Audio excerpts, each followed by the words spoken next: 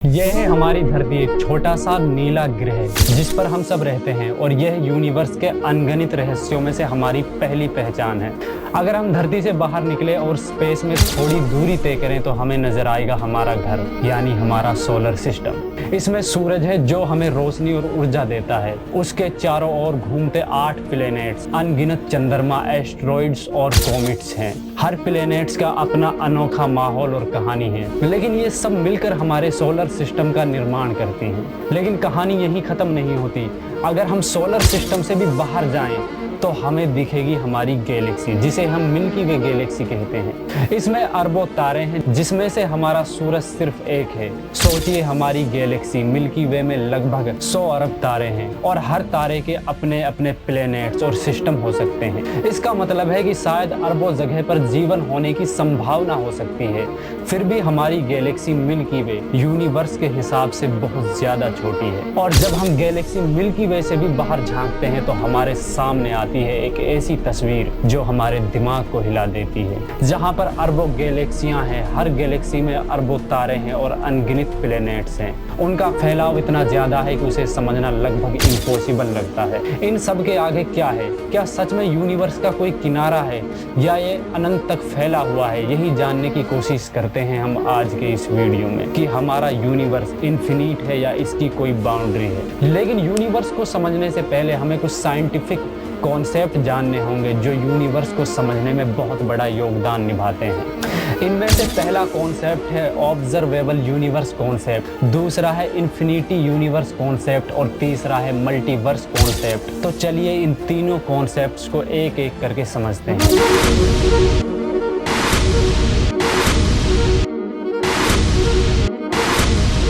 अब करते हैं शुरुआत अपने पहले कॉन्सेप्ट से, जिसे कहते हैं ऑब्जर्वेबल यूनिवर्स कॉन्सेप्ट। तो आखिर ये है क्या?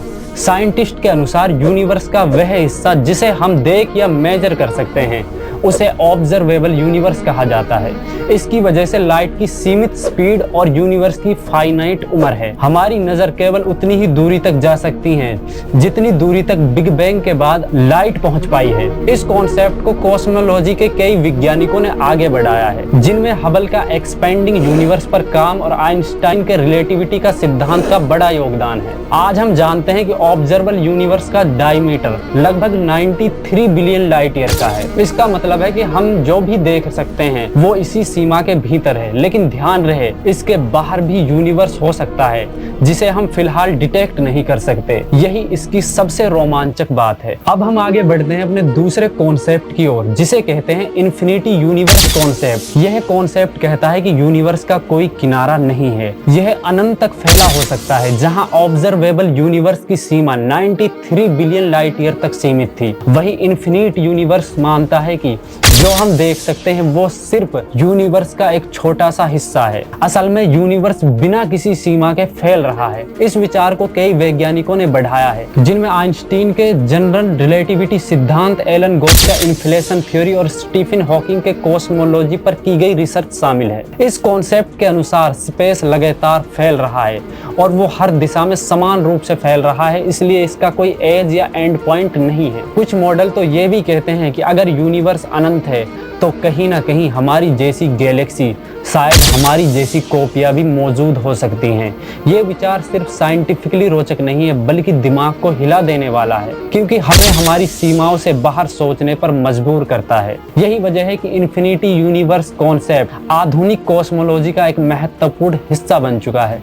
अब आते हैं अपने तीसरे और शायद सबसे रोमांचक कॉन्सेप्ट पर, जिसे कहते हैं मल्टीवर्स कॉन्सेप्ट। यह कॉन्सेप्ट कहता है कि हमारा यूनिवर्स अकेला नहीं है, बल्कि इसके जैसे अनगिनत अन्य यूनिवर्स भी हो सकते हैं। जिस तरह हमारे यूनिवर्स में गैलेक्सीज, स्टार्स और प्लैनेट्स हैं, उसी तरह दूसरे यूनिवर्स में भी अपनी अपनी गैलेक्सीज और प्लैनेट्स हो सकते हैं। कुछ साइंटिस्ट तो ये भी मानते हैं कि उन यूनिवर्स में हमारी तरह प्रजातियां या शायद हमसे पूरी तरह अलग प्रजातियां रहती हों। यह कॉन्सेप्ट दिमाग हिला देने वाला है, क्योंकि ये हमें सोचने पर मजबूर करता है कि शायद हमारी रियलिटी बस अनगिनत रियलिटीज में से एक है। लेकिन जब हम यूनिवर्स की बात करते हैं तो ब्लैक होल्स का जिक्र किए बिना हमारी डिस्कशन अधूरी होती है।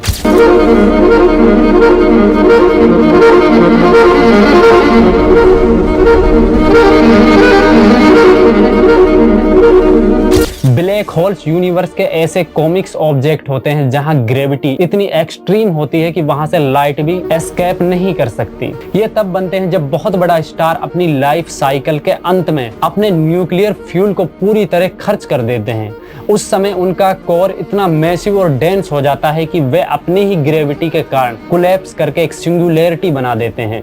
जो ब्लैक होल का सेंटर होता है उसके चारों ओर बाउंड्री होती है जिसे इवेंट होरिजोन कहते हैं। एक बार इसे पार करने के बाद वापसी इम्पॉसिबल है। यूनिवर्स इतना विशाल है कि अगर हम किसी दूसरे स्टार या गैलेक्सी तक ट्रैवल करना चाहें तो हमें अरबों साल लग सकते हैं। यही वजह है कि साइंटिस्ट ब्लैक होल्स और वर्म होल जैसे कॉन्सेप्ट पर रिसर्च करते हैं। माना जाता है कि ब्लैक होल स्पेस टाइम को इतना वार्प कर देते हैं कि इनके जरिए एक शॉर्टकट रास्ता बन सकता है, लेकिन ये पूरी तरह थ्योरेटिकल है।